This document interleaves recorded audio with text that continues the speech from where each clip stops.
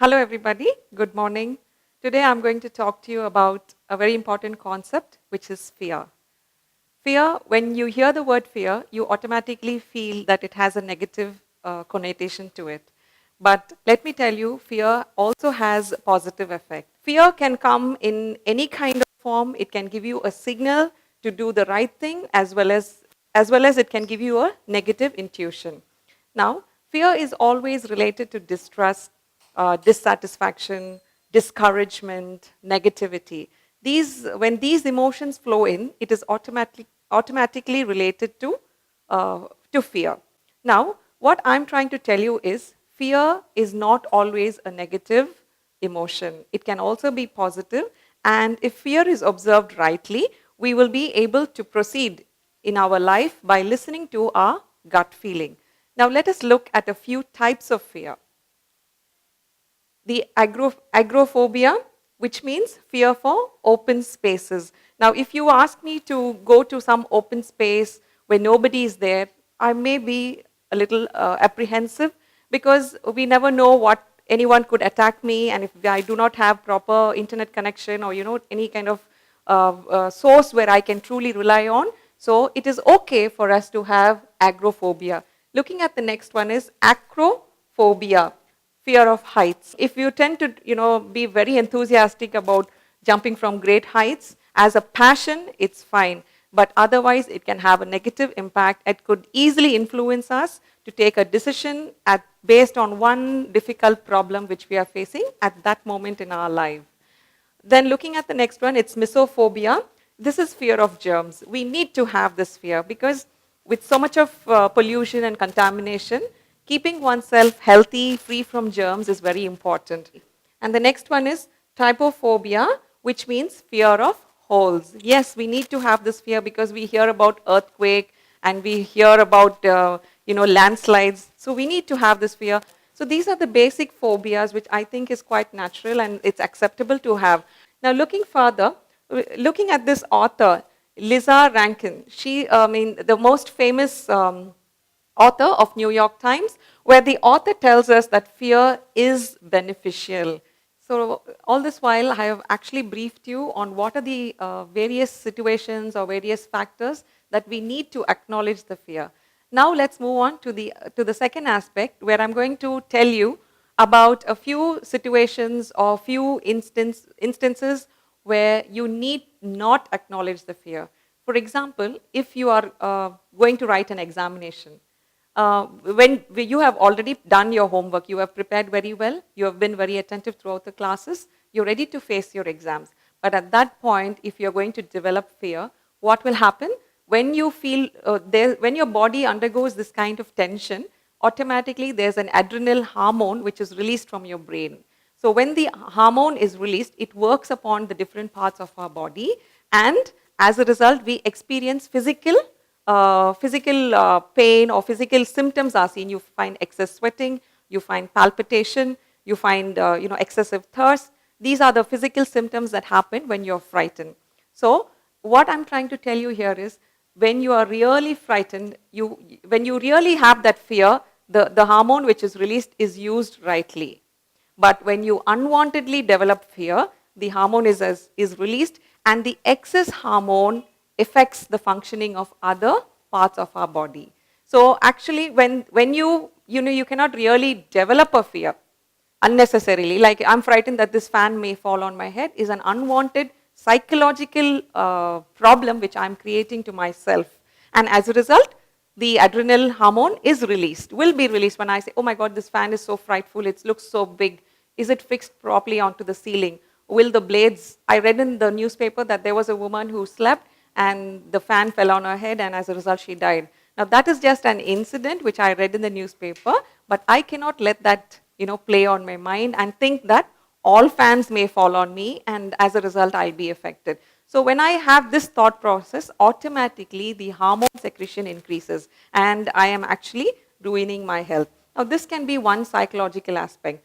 The other psychological aspect is, say if you're going in for an interview, and when you say interview, I'm sure everybody would have fear, would be a little cold-feeted, and I think it's quite natural because you are under tension wherein you have to prove yourself to the particular HR or to the recruiter within a matter of 5 to 10 minutes. Of course, you will have an opportunity to write your exams and prove your technical aspects. But apart from that, your personality will be judged. And well, if you're an engineering student who is looking for a placement in campus, or who's looking for a placement in any big concern, so you will have to face your technical part of your interview, and then comes the most important, the deciding aspect, that is the HR interview. So when you go to such interviews, it's okay to be frightened, it's okay, but unwanted fear, like this one interview is not going to decide your entire life.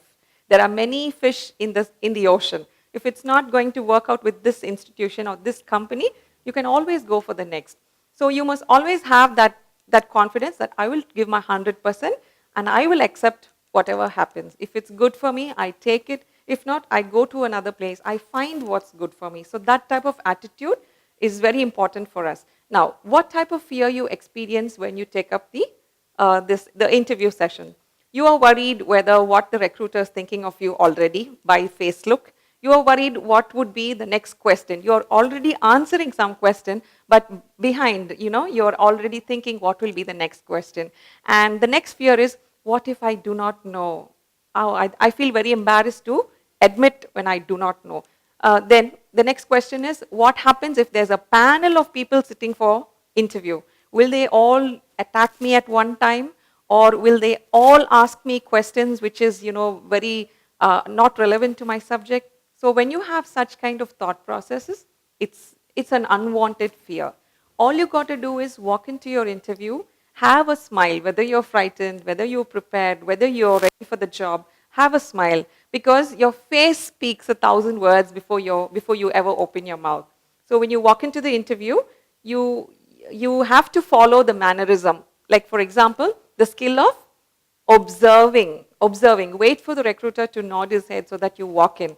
Walk in, not frightened and trying to curb yourself, but instead put back your fear. Acknowledge your fear, but put it away and walk in with confidence. Sit down, and then you respond to the questions that is asked by the recruiter.